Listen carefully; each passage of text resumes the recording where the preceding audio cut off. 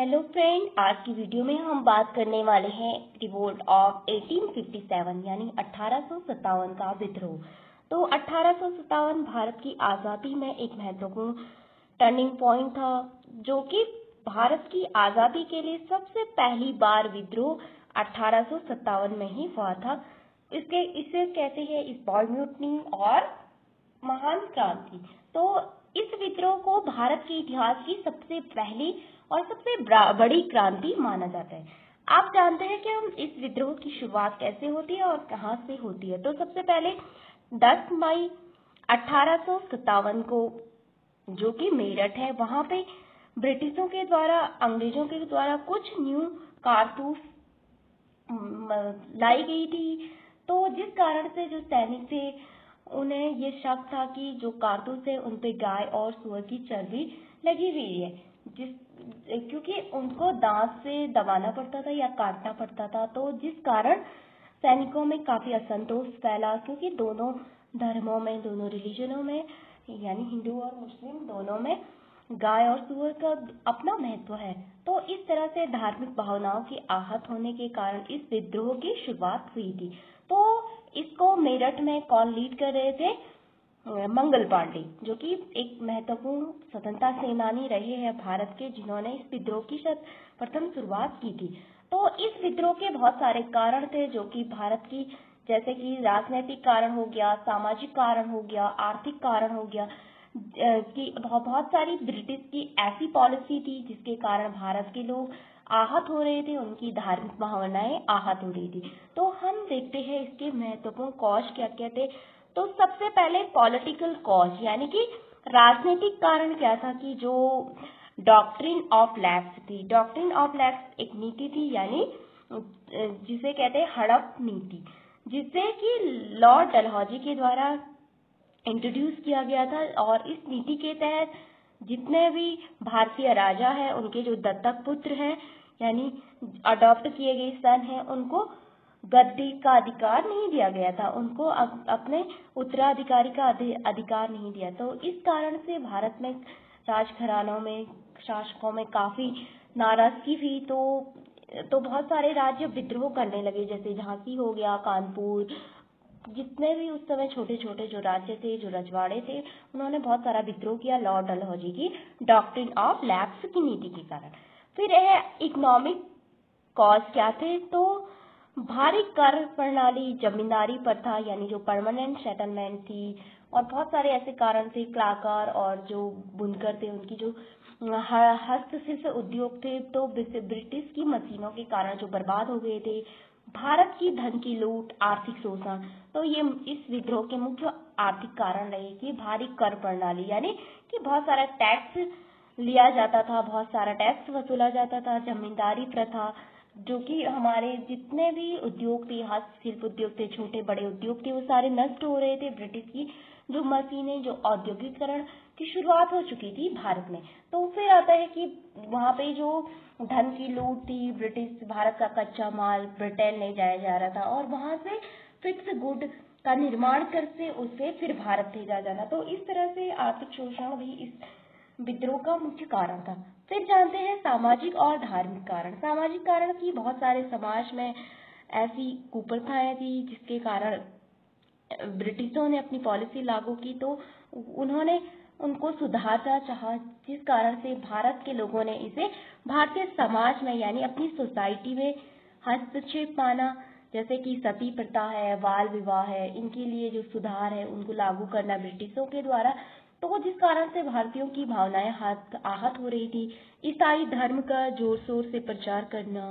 फिर है जाति व्यवस्था और स्कूल पर चोट का डर, ये इस काफी विद्रोह के कारण रही है। फिर आता है कि भारतीय सैनिकों को कम वेतन देना, सैनिकों के अवसर नहीं देना, उच्च पद पर केवल जो ब्रिटिश सैनिक थे उन्हीं को अधिकार दिया जाता था, और भारत में जो सैनिक थे उन्हें विदेश सेवा में भेजा गया, जैसे कि जो कि उस समय की भारतीय आस्था के विरुद्ध था। तो ऐसे बहुत सारे कारण थे जो कि इस विद्रोह को जन्म देते हैं। तो उस तत्कालीन कारण तो सबसे पहले यही था कि इनफील्ड राइफल्स थी, जो कार्टिज थी, वहाँ पे उनको मुंह दांत से काटना, यानी मुंह का उपयोग किया जाता था उनको काटने में। तो उस पे गाय और सुअर की जो चर्बी लगी होने की बात थी कि इसमें हिंदू और मुस्लिम दोनों मिले, उन्होंने कहा कि ये हमारे धर्म के विरुद्ध है। तो इसी तरह जो मंगल पांडे थी, उन्होंने 1857 को इस विद्रोह का शंखनाद किया था। तो इस विद्रोह में बहुत सारे नेता थे भारत के, जैसे कि दिल्ली से इसको लीड कर रहे थे जो कि बहादुर शाह जफर, जो कि अंतिम मुगल सम्राट थे। यानी दिल्ली से कौन थे? बहादुर शाह जफर, जो कि अंतिम मुगल बादशाह थे। और झांसी से रानी लक्ष्मीबाई, झांसी से आपकी थी रानी ऑफ झांसी, यानी रानी लक्ष्मीबाई। एंड उसके बाद आता है कानपुर से आपके थे नाना साहब और तांत्या टोपे। कानपुर से नाना साहब और तात्या टोपे। फिर आता है आपका मंदी से खान बहादुर खान। फिर जैसे कि लखनऊ से यानी बेगम हजरत महल थी, और बहुत सारे लोग थे जिन्होंने इस विद्रोह का नेतृत्व किया। तो अब हम जानते हैं कि विद्रोह की विफलता के महत्वपूर्ण कारण क्या थे। तो सबसे पहले की नेतृत्व की कमी, भारतीयों में नेतृत्व की कमी थी। कोई ऐसा नेता नहीं था जो जिसका इतना ज्यादा वर्चस्व हो। ओके, फिर आता है कोई केंद्रीय नेतृत्व नहीं था, क्योंकि कहीं कोई झांसी से लड़ रहा, कोई बिहार से लड़ रहा, कोई लखनऊ से लड़ रहा, कोई कहीं से लड़ रहा। तो इस तरह से एक केंद्रित नेतृत्व नहीं था। फिर आता है उसका लिमिटेड एरिया, यानी सीमित क्षेत्र था इस विद्रोह का, तो जो कि दक्षिण और पंजाब तक तो गया ही नहीं उस समय। ओके, फिर आता है आधुनिक बेरोजगारी की कमी। तो उस समय आधुनिक बेरोजगारी की कमी थी और संगठन की भी कमी थी। फिर है ब्रिटिश की सामरिक शक्ति और अधिक सामरिक शक्ति उनकी बढ़ती गई, क्योंकि भारतीयों के पास ट्रेंड जो सैनिक थे वो नहीं थे। ब्रिटिश के जो सैनिक थे तो वो काफी ट्रेन थे, काफी स्किल्ड थे। तो इस तरह से उन्होंने इस विद्रोह में विजय प्राप्त की और भारत में इस विद्रोह को कुचल दिया। फिर इस विद्रोह के परिणाम क्या थे? तो मुगल साम्राज्य का तो अंत हो गया इस विद्रोह के परिणाम स्वरूप, क्योंकि जो अंतिम मुगल बादशाह थे बहादुर शाह जफर, उनको भी कहाँ भेज दिया था? रंगून भेज दिया था, यानी बर्मा भेज दिया था। उसके बाद ईस्ट इंडिया कंपनी का शासन भारत में समाप्त होता है और भारत की जो बागडोर थी उस समय ब्रिटिश क्राउन यानी ब्रिटिश सरकार के पास चली जाती है, जो कि ब्रिटेन की महारानी जो होती है उसको लीड करती है।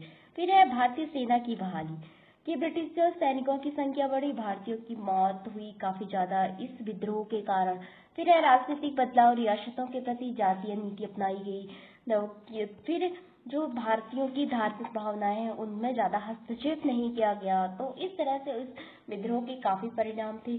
फिर आता है इसका महत्व क्या है? इसे भारत की प्रथम स्वतंत्रता संग्राम कहते हैं, क्योंकि इसने भारत में राष्ट्रीय भावना और हमारी स्वतंत्रता को अपने जागृति प्रस्तुत की थी इस विद्रोह के द्वारा। तो इस तरह ये 1857 का जो विद्रोह था, जो कि 10 मई 1857 को शुरू हुआ था। कहाँ से?